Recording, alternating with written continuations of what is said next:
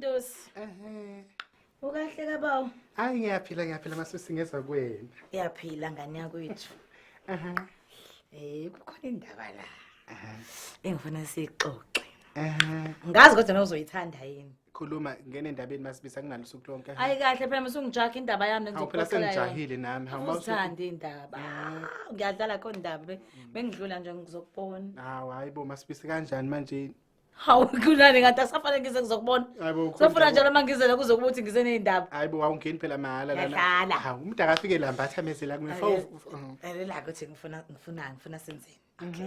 Bengicabanga la ukuthi sihlanganise omama nje bala esigodini sethu. Ke njalo ngolesihlanu senze lento ekuthiwa iBible study. Yebona yini ngambenye enzwa iBible study ngaphandle kokufunda kweBhayibheli enziwe into kanjani?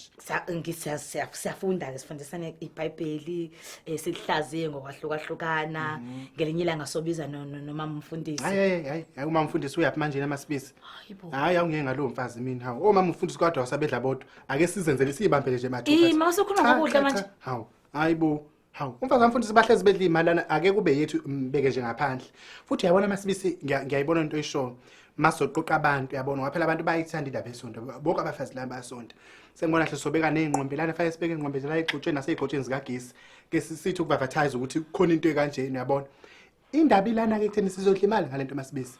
Umcebo lona wayibukele kancane lento ecabangayo. Oye makatha. Umcebo ngoba uyacabanga nje masekuthiwa nje abafazi bengathi umfazi uyedwa ngayedwa ikhanda u20 rand. Uyayicabanga lonto le imali leyo masibisi. Ngicabanga kanjalo fanele sive senze kanjalo. Futhi yabo lapha kwakho kunalesi siflat esilapha ngemumva lesi singenzi lutho esihlezi singenalutho nje. Nami ngihlezi ngisibuka lesi flat ngisicabanga ngithi ngabe sosenzani. Ngathi mhlambe sokwenza ibhizinisi lezinkukhu khona. Yabo le uqhamuka nawe manje. Uyibona kushundo masibisi manje wona ushuni sibafaka nje lapha sibafake. Oyazi matha. Ikhona into engangiphathi kahle. Umoyeni wami.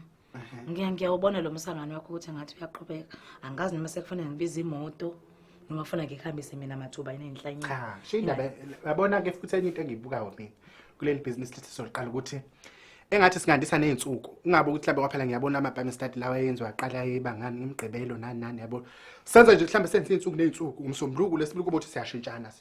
Mhlambe lokho kufundisa wena, lokho kufundise mina, lokho uyacapha mali singenza lapha. Singaba bomvi imali la. KwiBhayibheli study kufundiswa ngeBhayibheli uzofundisana wena. Cha phela uyongitshela ukuthi ngizothini Sikuphi isidingo sokuthi ngikufundisane mangabandi ngizokutshela. Kodwa mina masibisi anginendaba kakhulu nokufundisa mina ngizohlala ngasemnyango. Yebo yena. Mina ngizoba ngasemnyango ngeziqiniso ukuthi umuntu umengena ukhokhile uyabona into kanjalo. Makhelwane. Imali abazobe bekhokha izobe umnikelo ayi ukuthi baphoqelekile ukuthi bayikho. Hayi shutho la sisi uyodla kudala udlala abantu. Uyabona nje futhi khona laba abawothisha yabona njengomama uSimamane kanje bona ku 50 rand. Yazi sengiyazisola. Laba bangasebenzi kahle singathi 20 rand. Kodwa laba seumama uSimamane njobe ehamba ngemoto nje. Umuntu ungena emoto ngeke ungene nemoto phela fanele ekhokhe nokupaka lapha egcekeni kwakho. Yonke lonto fanele sikubale. Kanti kahle sesenzani la? Hawu, ibusiness phela masibisi. Hayibo, wenza ibusiness ngokukholwa. Hawu, na umfundisi wanje siyakhokha lapha umnikelo kantini waphela sesikhokha. Ibusiness nakubona abafundisi nathi asikwenza kube ibusiness lethu nathi. Ngeke sidlala abafundisi bedle bodwa. Ayi cha ubathanda befundisi mngani wami. Aya ubathanda befundisi. Cha. Uyalwisana nje nokuthi banikele abafundisi. Abafundisi benza umsebenzi wenkosi ukuthi basihambele, basingcwabele, kube lokho nalokho esikudinga kubefundisi. Wena ufuna ukuthi sifuthi suke singabakhokheli suke sibabonga. Hayi ke lapho ke ngikulungisa impela ke siyabakhokhela ibusiness nje. Abafundisi shutho wena ubazi ibusiness nje lapho. Phela ngabe basebenza bekuthiwa akusilona ibusiness.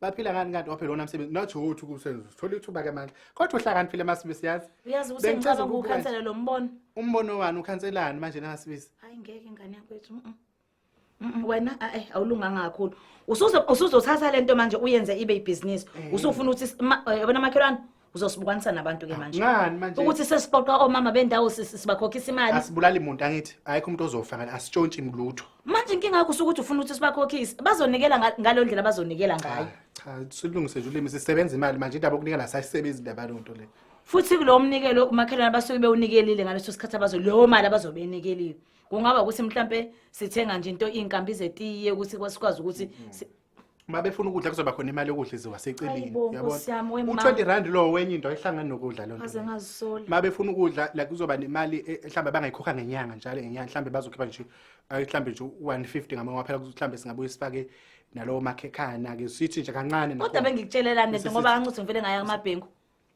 Kanjani manje kanjani ufuna kube njani bangene nje mahhala. Wena usufuna uvula ibhizinisi mina ngithi ngifuna sikhulume ngeBhayibheli sifundisane ngeBhayibheli sakheni imizi yethu hayibo makathi ngeke ngithe njengoba sibadala ngaka singazivele sisukele nje siyohlala ufundisa abantu ngeBhayibheli mahhala hayibo kanti siyelana enkonzweni ngoba siyofundiswa ngeBhayibheli siyoshunyayezwa kodwa siyokwakhiwa sikhokhe nje athi siyanikela sikhokhele lo mfundisi awuphoqa kodwa kukhona into kakho manje nje usuthi uzovimba ngasemnyango usuyabaphoqa phela yakhulunywa phela kuthi manje nje mina ngiyakhulunywa ebanje ngoba nakha nginikelo ingobani ingoba phela badla ngakho unamakhosi sakhuluma leyo nto nemali siyozoyikhokha kodwa usakhuluma ngale yonto manje inyanga emphila hayi bawukhonkotha awunikelile ngobani kusawuthando lokusanyelwa ngokuthanda nje ubuzulandelela uhlaliswe phansi uthunyelwa abantu kuyakuhlala nje emhlangano kuthiwe nje kuzokhulunywa ngoma ngathi angithini unganikeli phela makathi leyo mali le okwakuthiwa yikhokha imali yesivumelwano ekwazi ukuthi umuntu oyilunga lebandla uyayikhokha wena wasunenyaka wonke ungayikhokha ilunga lebandla ngiyavuma kuyayikhokha usoyikhokhelani ukuze kuholele umfundisi wangibhedela mina maspace awukahleke mangibuka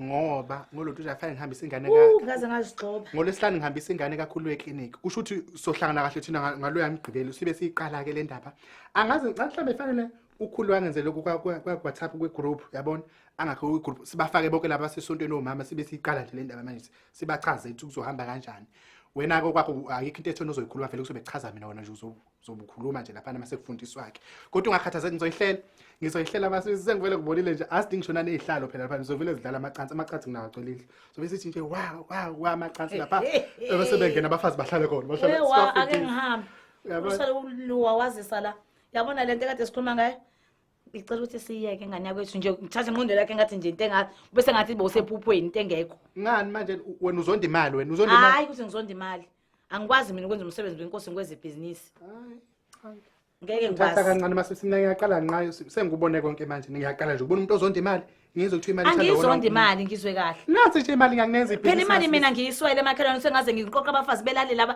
ngithi abazonginikelela bonikela ukuthi ngibafundise iBhayibheli kanti wena ufuna kube njani yazona masike sikhambe kahle into yasisi sizophuma ekhluphekeni uzoyibona into esoyiphila angihlupheki mina ungangibali lapho sibale wedwa angihlupheki mina ungathi esizo ungangibali angihlupheki mina makhelwane ngiyazi ingakho ngeke ngize ngithi amakhosikazi lawa akeze azokhokha imali ngokuthi sofundisana iBhayibheli ngoba angihlupheka ngifuna ukuhluphekela ebantwini makhelwane mhlamba ake ngingakuphuthuma eduze ake ngulinde nje kahle hamba ucabanga ngalento ulale uphenduke uzoyibona ngiyazi impumelelo mayisiza mahwana kanje iyayikuthuse ukuthi isikhathi ungamsabona na ungamsayibona uyabona ubona ufuna ukucabanga ngithi mina ufike naleli licebo la kuwena manje sekufona kube yimina futhi uyocabanga hawu masifisiphala fanele senze imali lana ngijona ukucabanga lokho angifuni imali ngifuni usungikhohlakalela wena uthi ngihambe bake ngizobona nami nangu umuntu ephethwe ukhohlakala usugebenga abafazi manje ubagebengele uwagebengele o20 rand manje siyeke ngempela ngeke ngiyenze mahala mina lento sizoyeka namanje sizoyeka futhi mase ngibaqoqele ngeke ngikutshela uyozwa nje sizofika ngibakhokhise khona lapha noma bathi ubaqoqe wedwa ngihlanje phela ubaba yini